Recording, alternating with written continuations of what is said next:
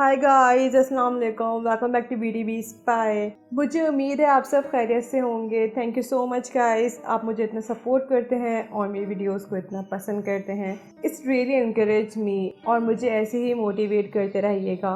खैर गाइस, इस वीडियो में मैं science fiction mystery thriller film Freemasons को एक्सप्लेन करूंगी। इस मूवी को डायरेक्ट किया है लिसा जॉय ने।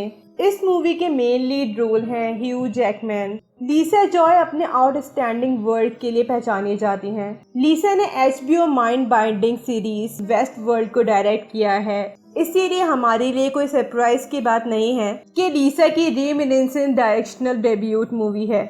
रीमिनिसेंस एक तरह की कॉम्प्लेक्स साइंस फिक्शन मूवी है। रीमिनिसेंस को अनकरीब फ्यूचर पर सेट किया गया है। इस मूवी का प्लॉट इस कहानी को फॉलो करता है।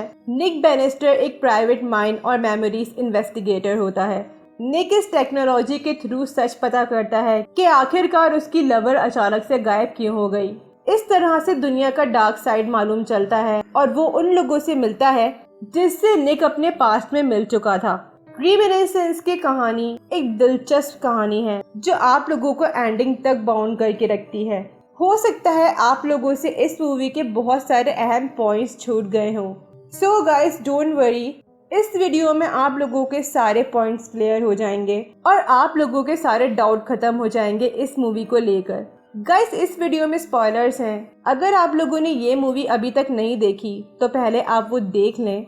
रीमिनिसेंस वार्नर ब्रोस पिक्चर पर रिलीज हुई 11 अगस्त 2021 में।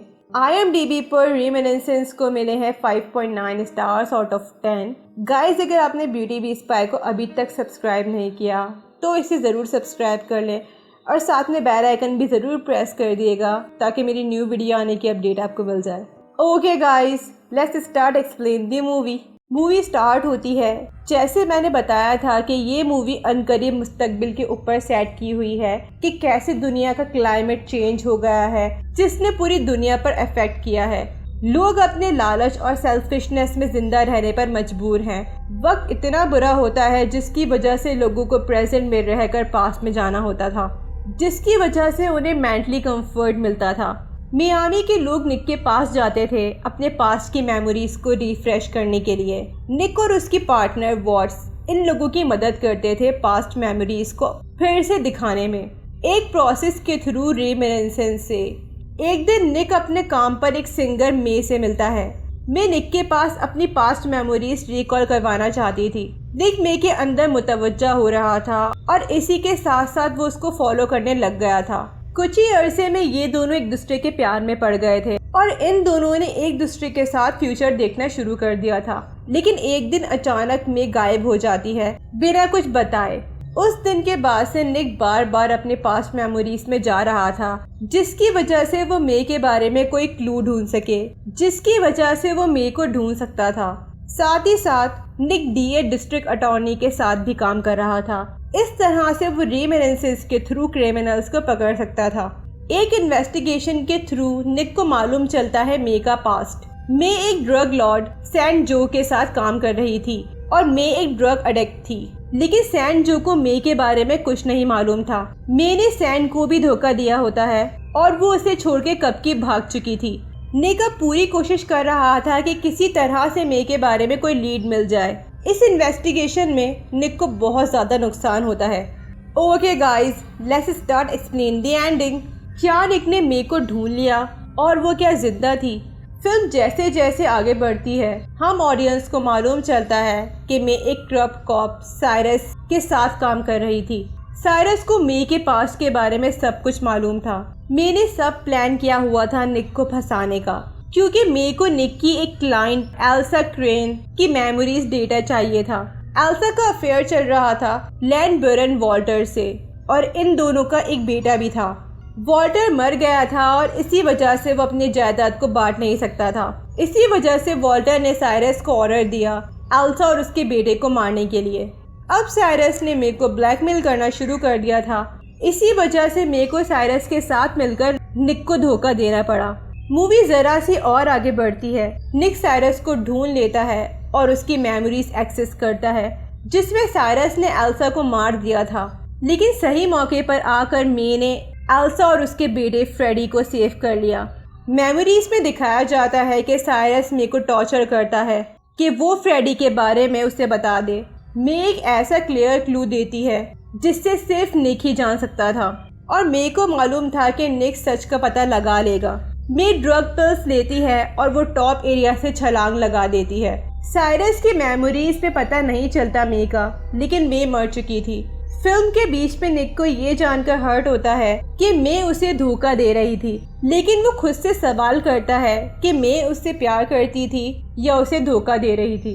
निक इस वजह से अनजान था कि निक के प्यार ने मे को चेंज कर दिया था और वो एक बेहतर इंसान बनने की कोशिश कर रही थी, लेकिन मे का पास्ट उसका पीछा नहीं छोड़ रहा था।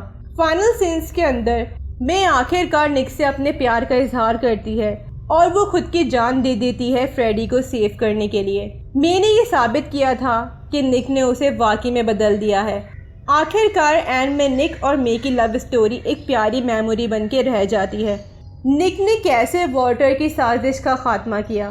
फिल्म के फाइनल सीन में हमें इस बात का पता चलता है कि वॉल्टर ही एल्सा और फ्रेडी को मरवाना चाहता था।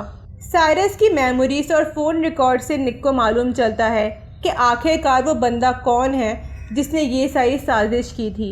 इस सारी साजिश के पीछे वॉल्टर का बेटा सेबेस्टियन था, और सेबेस्टियन ने ही साइरस को हायर किया था एल्सा और फ्रेडी को मरवाने के लिए।